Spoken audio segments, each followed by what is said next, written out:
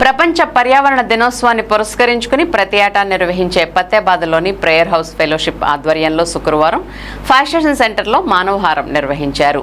Plastic వస్తువుల వినియోగాన్ని తగ్గించాలని, పర్యావరణ పరిరక్షణకు మొక్కలు నాటాలని ప్రజానికానికి పిలుపునిచ్చారు. దీనిలో భాగంగా చర్చ్ దగ్గర నుంచి ర్యాలీగా బయలుదేరి ప్లకార్డులు పట్టుకుని ప్రపంచ పర్యావరణాన్ని కాపాడాలని కోరుతూ నినాదాలు చేస్తూ ఫైర్ స్టేషన్ సెంటర్కు చేరుకున్నారు. అక్కడ మానవహారం నిర్వహించి పర్యావరణ పరిరక్షణకు తమ వంతు బాధ్యతగా కృషి చేస్తామని ప్రతిజ్ఞ చేశారు. అనంతరం పాస్టర్ విలియం వినిజెక్ట్ మాట్లాడుతూ ప్రజలు ప్లాస్టిక్ వ్యర్థాలను, పదార్థాలను వాడకం తగ్గించాలని మరియు కాలుష్య నివారణకు ప్రతి ఒక్కరూ కృషి చేయాలని కోరారు. ప్లాస్టిక్ వల్లే అధిక ఉష్ణోగ్రతలు సంభవిస్తున్నాయన్నారు. గాలి కాలుష్యం, పునరుత్పాదక ఇంధన వనరుల వినియోగంపై ప్రతి ఒక్కరూ దృష్టి సారించి వీలైనంత మేరకు దూరం పెట్టాలని ఆకాంక్షించారు. ఈ కార్యక్రమంలో చర్చ్ సభ్యులు అధిక సంఖ్యలో పాల్గొన్నారు.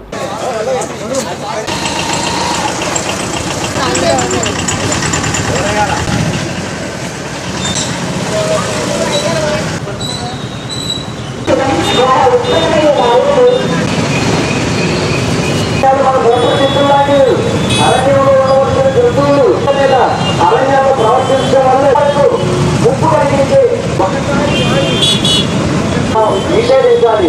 నీరు తాగడానికి కూడా అట్టకాదు. పర్యావరణ పరిశ్రమలో వాడిన చెత్త ప్రహరీ నిర్ణయం ఎన్నికలు తీర్చేసి ఉన్న వచ్చేది భయంకరమైన వైఖరులు ఏర్పడుతూ ఉన్నాయి. ఎందుకంటే యుద్ధాలు ఒక దేశం మీద మరొక దేశానికి ఉన్న ప్రజలు మన గృహంలో ఉన్న స్త్రీ పురుష ఏ విధంగా అయితే తీసుకుని రావడం తద్వారా దేవాది దేవుడు సృష్టించి ఈ భూమిని సెలయేర్లు వీచే చల్లని గాలి నేల మీద ఉన్నటువంటి చేశాడు. కానీ ఇవన్నీ మనం పాడు చేసి పరస్పర మనుగడ కంటే పరస్పర వినాశనానికి విషయాన్ని ఆలోచన చేసి అనగా గ్లోబల్ వార్మింగ్ అందరూ దృష్టి చేసి చక్కగా చూసుకుని మనం అందరం పర్యావరణం పరిరక్షించుకోవాలని అందరికీ మనం పడుకుంటాం. ఈ ఉదయకాలమందు ప్రపంచ పర్యావరణ దినోత్సవం జరుగుతుంది. అది అజర్బైజాన్ అనేటువంటి దేశం హోస్ట్ కంట్రీగా ఉంది. పర్యావరణం గురించి మనం ఎందుకు ఆలోచించాలి అనే ప్రశ్నకు ఖచ్చితంగా ప్రతి ఒక్కరూ జవాబు చెప్పాలి. ఎందుకనంటే దేవుడు ఈ భూమిని సృష్టించినప్పుడు దాన్ని నివాసయోగ్యంగా చేశారని యెషయా గ్రంథం 45:18 ఉంది.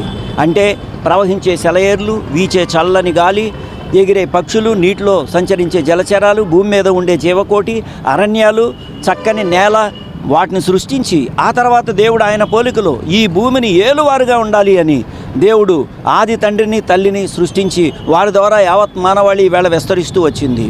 అప్పుడు దేవుడిచ్చిన కమాండ్ ఏంటంటే రూల్ విత్ జస్టిస్. భూమిని మీకు అప్పగిస్తున్నా. క్లైమేట్ వాతావరణం ఎంత భయంకరంగా మారిందంటే మానవుల మీద, జంతువుల మీద, ప్రకృతి మీద వేడి బగబగా మండిస్తుంది.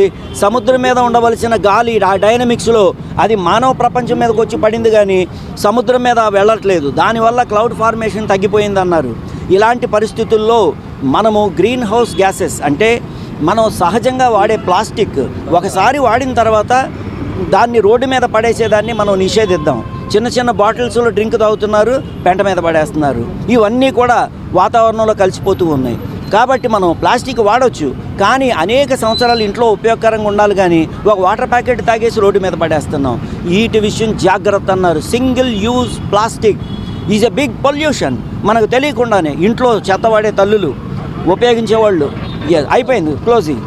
చెత్త వాడేటువంటి ఇంట్లో ఉన్నటువంటి ఆ చెత్త గిరగిరా తిప్పి మనకు రోడ్డు మీద ఇసిరేస్తున్నారు. మురికి కాలంలో పడి నీళ్ళు వెళ్ళట్లేదు. జూన్ 5 పర్యావరణ పరిరక్షణ దినోత్సవం కాబట్టి మరి మా ప్రేయర్ హౌస్ ఫెలోషిప్ ఫతేహాబాద్ నుంచి మా అయ్యగారు మరి బెంటిక్ గారి నుంచి మరి మేము అందరం కూడా ఈ లీడ్ తీసుకుని ఇక్కడికి వచ్చి మనుషులందరినీ కూడా, ఇక్కడ ఉన్న ప్రజలందరినీ కూడా అవేర్నెస్ కలుగజేయడం కోసం మరి క్యాంపెయిన్ నిర్వహించాము.